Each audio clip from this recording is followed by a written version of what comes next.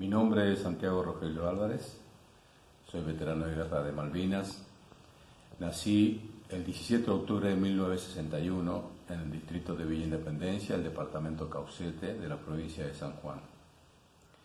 En 1981 ingresé a la Armada Argentina para conformar los cuadros como suboficial de la Armada. En los primeros días de 1982 ya estaba conformando parte de la tripulación del crucero Ara General Belgrano. Resulta ser de que en los últimos días de marzo del año 82 se vieron en Puerto Belgrano muchos movimientos de todas las dotaciones de los barcos que estaban amarrados en el muelle. El crucero General Belgrano había vuelto de una navegación importante y entonces había entrado en reparaciones generales.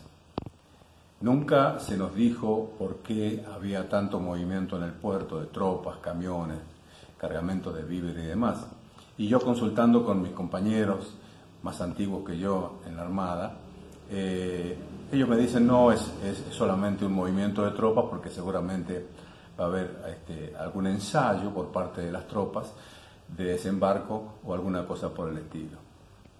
Bien, fueron partiendo los barcos saliendo del puerto a alta mar en los últimos días de marzo, buques como el Cabo San Antonio, que es un buque de transporte de tropas, algunos otros buques como los destructores Santísima Trinidad, Hércules, y una gran cantidad de tropas que iban en esos barcos.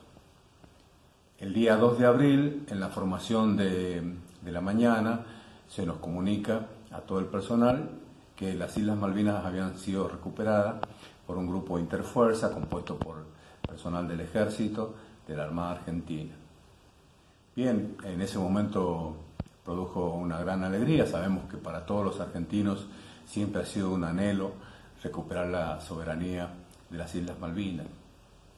Pasados los días, el crucero General Belgrano siguió en reparaciones generales y no pudo zarpar hasta días después, aproximadamente a mitad de abril, dado que, como era un buque construido en 1938, requería muchas reparaciones para poder salir a navegar. Una vez en alta mar, el barco tomó rumbo hacia las islas de los estados y allí conformó una pequeña flota, por así decirlo, con el destructor Piedrabuena y el Buchar. La misión de esta pequeña flota era evitar de que cualquier buque inglés fuese hacia los puertos chilenos o viniese de los puertos chilenos en apoyo a las tropas inglesas que ya estaban llegando y algunas ya habían llegado y permanecían en alta mar, digamos, cerca de Malvinas, en sus barcos. Nuestra misión consistía en patrullar de día grandes extensiones, grandes cantidades de millas en el mar, y por la tarde-noche se regresaba a las Islas de los Estados, fondeando muy cerca, muy pegado a las Islas de los Estados, con la finalidad de no ser detectado por los radares enemigos. Al otro día se repetía la misma operación y se volvía a la Isla de los Estados. Se hizo un reabastecimiento en Ushuaia de víveres y combustible, dado que el crucero General Belgrano era un barco que contaba en ese momento con 1093 tripulantes. De estos 1093 tripulantes estaba conformado lógicamente por oficiales superiores, suboficiales, conscriptos, y también había 2 civiles que eran los que atendían la cantina. Ellos decidieron voluntariamente permanecer en el barco y no desembarcar antes de que saliese el barco a navegar a un posible combate o conflicto.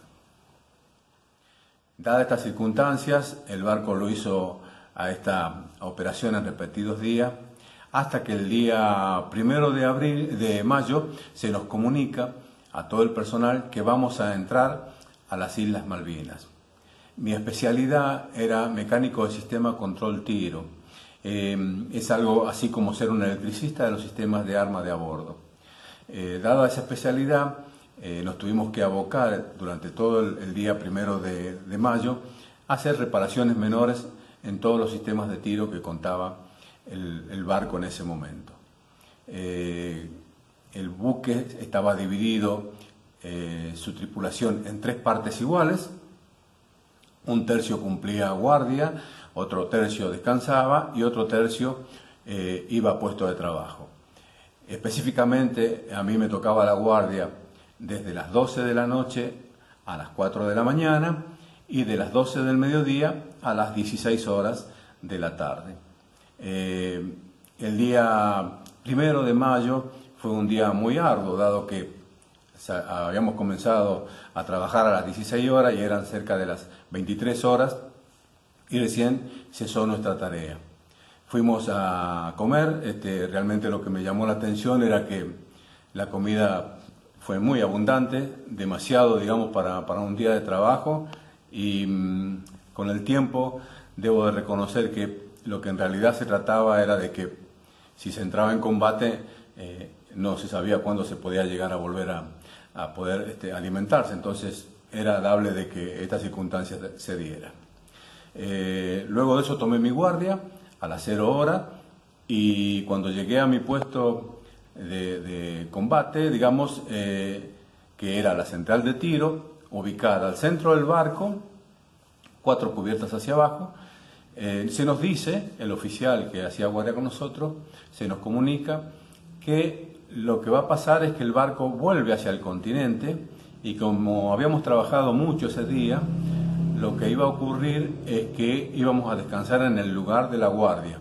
Solamente iba a quedar una persona despierta y los demás podíamos descansar sobre nuestros salvavidas. Usualmente llevábamos ropa de abrigo y salvavidas, al menos ahí al puesto de guardia. Bien, a las 4 de la mañana dejo la guardia con todos mis compañeros y recién retorno a las 12 del mediodía del día 2 de mayo. Como a las 15 horas aproximadamente, en mi lugar mi lugar de guardia que se llamaba Central de Tiro, llega un aviso a través de los teléfonos que había en el lugar de que había un posible ataque aéreo, ¿cierto? Y entonces se pone toda la guardia en alerta, pero no se llama a zafarrancho de combate. Pasado unos 20 minutos aproximadamente, cesa la alarma y se da por caído como que nadie nos va a atacar, no va a pasar nada. A las 16 horas era el cambio de turno de guardia. Bueno, con mucho gusto uno recibía a sus compañeros y charlaba algunas cosas en ese poco tiempo que tenía en ese cruce de guardia, pasaba las novedades e idealmente uno debía dejar el lugar de guardia y dejar al otro turno.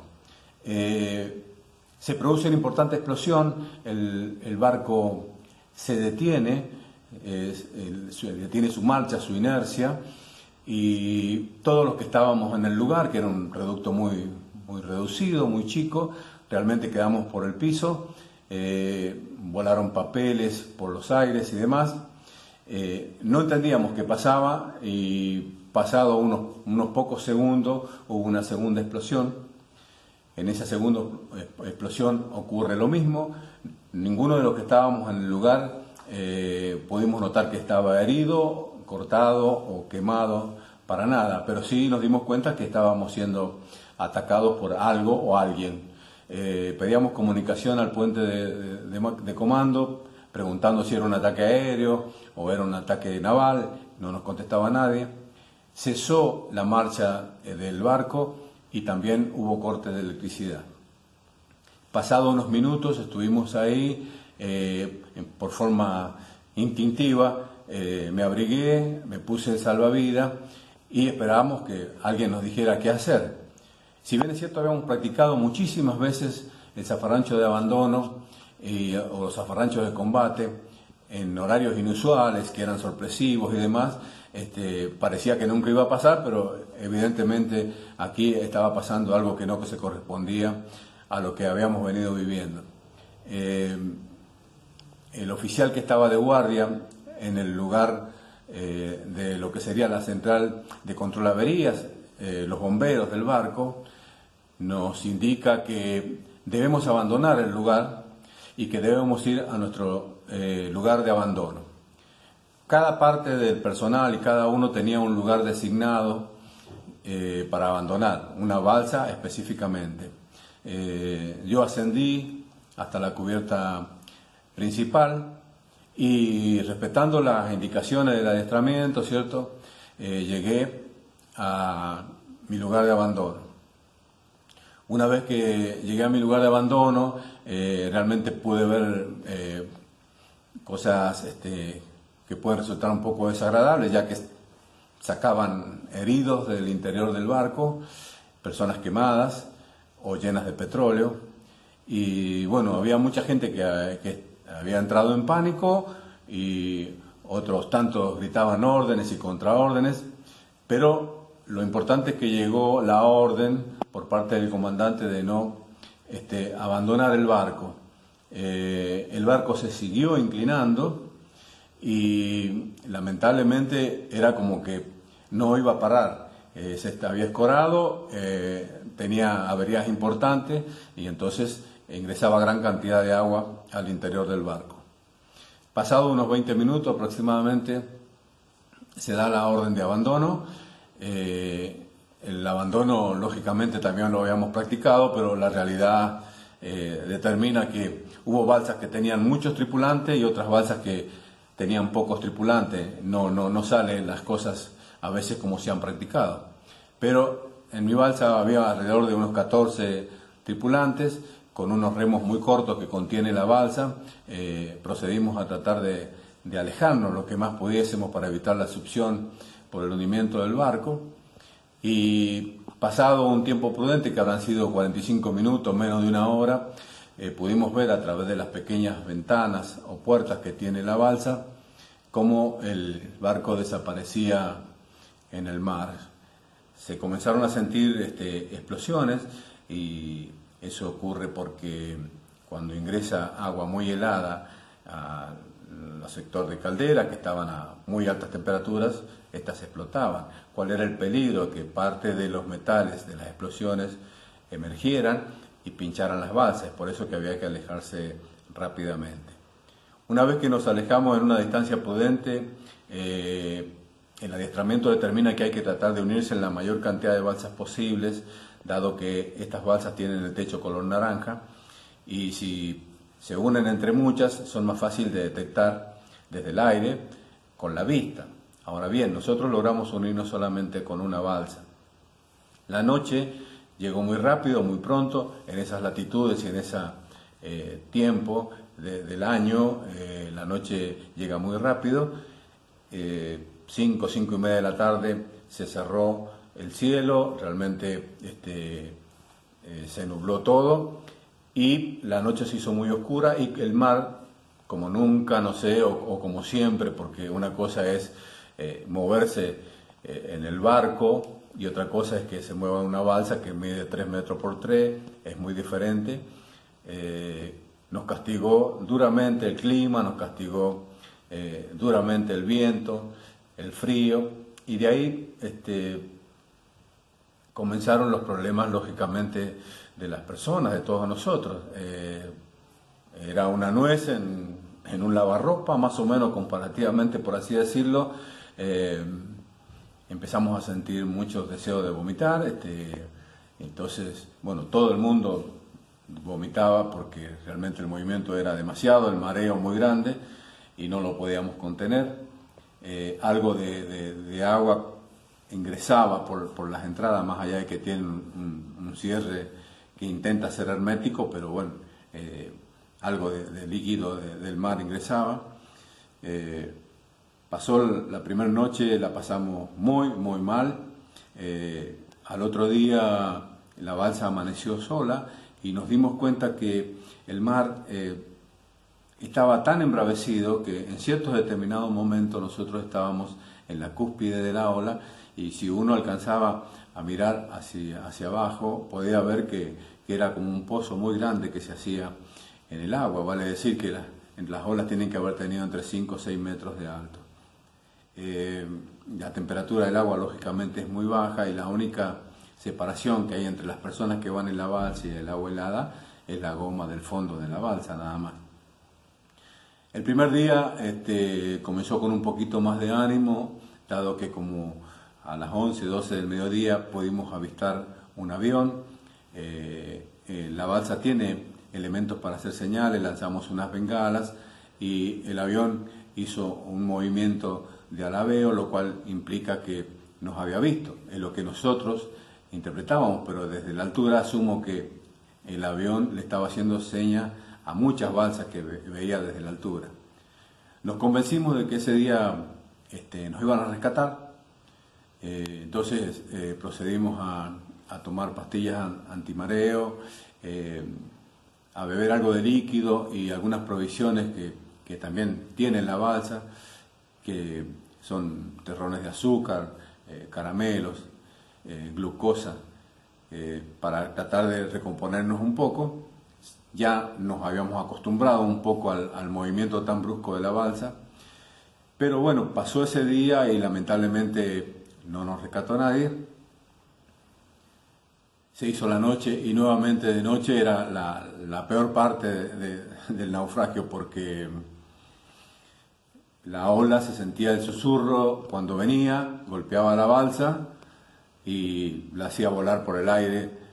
Honestamente sentíamos que caíamos otra vez y eso era en forma repetida durante toda la noche. Tuvimos suerte, la balsa no se dio vuelta. Si se hubiese dado vuelta en esas circunstancias, quizá no podría estar contando esto. Y pasamos la segunda noche. Ya el segundo día de naufragio, el día 4 de mayo, a eso de las 9 de la mañana aproximadamente, según puedo recordar, en el horizonte, a 15 kilómetros de distancia aproximadamente, se distingue una silueta de un barco. Sin saber si era amigo o enemigo, no importa, nosotros vimos una silueta de un barco. Ya veníamos bastante mal, estábamos todos mojados, dado que las condiciones de la balsa, entre vómito, el orín de todos los que estábamos ahí, dado que no podíamos ir al baño, nos hacíamos encima, y era un momento casi supremo, porque era el único momento en el cual sentíamos algo caliente en nuestras piernas. Ya nos habíamos organizado, hacíamos guardias de 20 minutos, vale decir que abríamos en forma muy pequeña la abertura que había en la balsa y solamente sacábamos el rostro para ver si avistábamos algo, y a los 20 minutos el que estaba mirando, digamos, si no veía nada, despertaba a los demás y movíamos un poco los brazos, las piernas para tratar de no congelarnos, e iba otro y tomaba esa pequeña guardia de 20 minutos. Imaginarán que en realidad eso de dormir o descansar, hasta ese momento no habíamos logrado hacerlo bajo ningún concepto.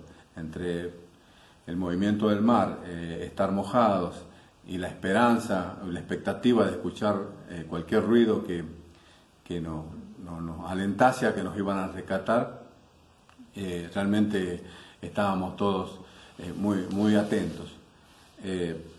Acá debo de rescatar que ese día, el día 4, a la madrugada, ocurre una cosa que en ese momento nos llenó de tristeza, porque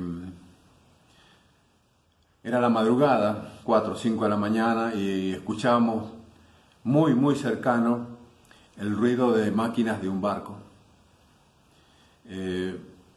Nos habíamos quedado sin elementos para hacer señales, bengalas, y lo único que teníamos era el silbato que tiene cada salvavidas para dar aviso de donde uno está si se cae en el agua, y los cargadores de los tiros que llevaba el oficial que estaba a cargo de la balsa. Pudimos apreciar muy cerca con una nave, un navío que con grandes reflectores trataba de hacer búsqueda en el agua. Lamentablemente, más allá de que el oficial tiró todos los tiros al aire, pero el ruido imperante era tan grande por el mismo oleaje, la altura de las olas, el viento y demás, que cuando quisimos acordar el barco dio media vuelta y se fue. Eso realmente nos bajoneó mucho, nos llenó de tristeza. Tratamos de alentarnos entre nosotros, teníamos mucha fe, rezamos, nos acordamos de nuestra familia, de nuestros hermanos, de nuestros amigos, de nuestro entorno, y eso hacía que nos diera fuerza para seguir sobreviviendo. Bueno, una vez que ese navío se fue acercando hablo de las 9 de la mañana en adelante, hacia nosotros, pudimos ver que era un barco argentino, no puedo precisar en ese momento qué barco era.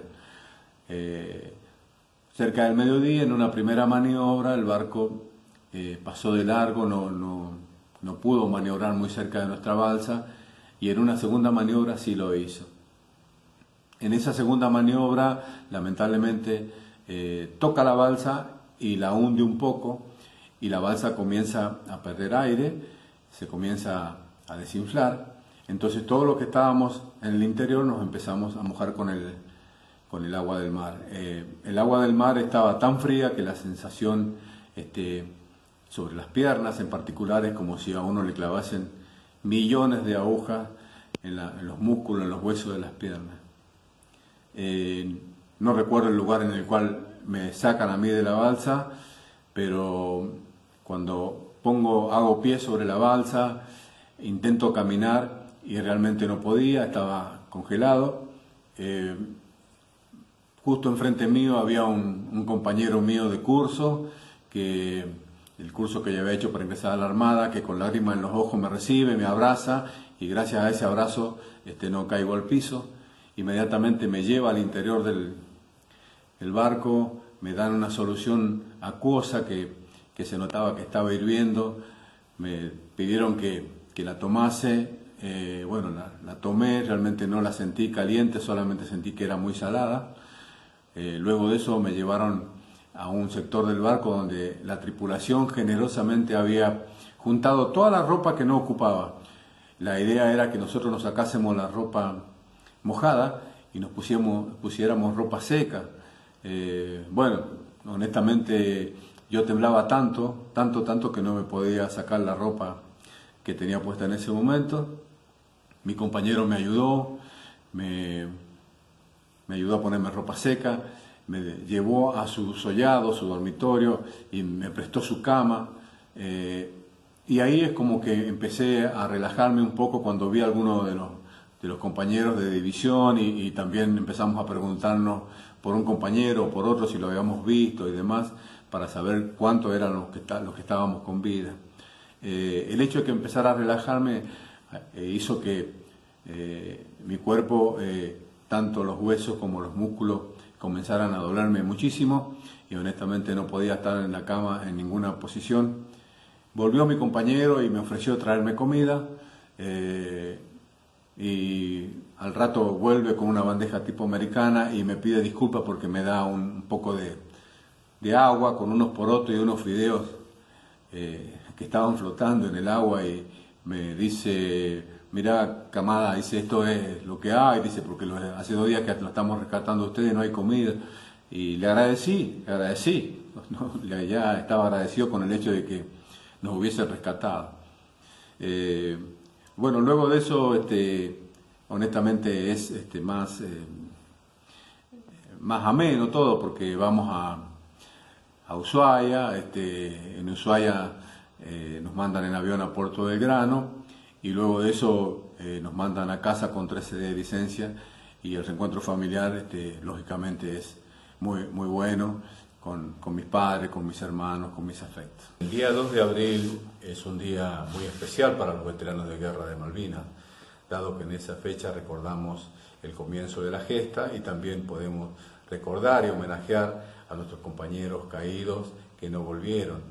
En este caso hubo más de 600 personas que eran solteros, en otro caso ya habían conformado una familia, pero todos eran hermanos, primos, tíos, en fin, y vieron truncado todos sus proyectos de vida por el conflicto de Malvinas.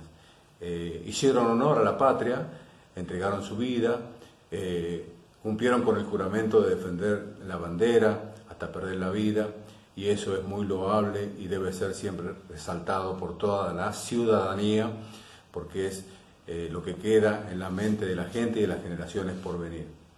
Ahora bien, si me siento reconocido o no por La sociedad, en lo particular, sí, pero los primeros años fueron durísimos para poderse insertar, para conseguir trabajo, para volver a deambular por los pasillos laborales y poder conformar una familia. Hoy me siento muy reconocido gracias al apoyo de mi familia, de mi esposa, de mis hijos, ahora de mis nietos también. Eso es muy importante. Aquellas personas que lamentablemente se quedaron solos y no recibieron ese apoyo, hoy por hoy son más de 500 las personas veteranos de guerra que se han suicidado. Tengamos en cuenta que en el conflicto de Malvinas participaron las 3 Fuerzas Armadas, participaron fuerzas de seguridad como la Prefectura y la Gendarmería Nacional, fuerzas de índole civil como la Marina Mercante y algunos aviones particulares y también de empresas particulares, como así también mujeres. Es importante destacar que también participaron mujeres en el conflicto de Malvinas. Es un cúmulo de gente de más de 11.000 personas que sirvieron a la patria y bueno, lo hicieron sin pedir nada, sin pensar que el día de mañana esperasen una placa de bronce, solamente lo hicieron porque sentían que era su deber. Así es que me siento reconocido y agradezco a todos, agradezco mucho por ese reconocimiento, que si hubiese llegado con tiempo, quizás hubiesen sido menos las pérdidas de vidas. Así es que para ustedes en particular, gracias por su tiempo. Saludo a todos los veteranos de guerra, un gran abrazo en este día muy especial, muy particular, a todos, porque es importante que nos sintamos unidos, más aún en este momento en el cual se está viviendo una situación en el cual requiere que todos nos unamos tras un fin común, que es la salud de toda la gente.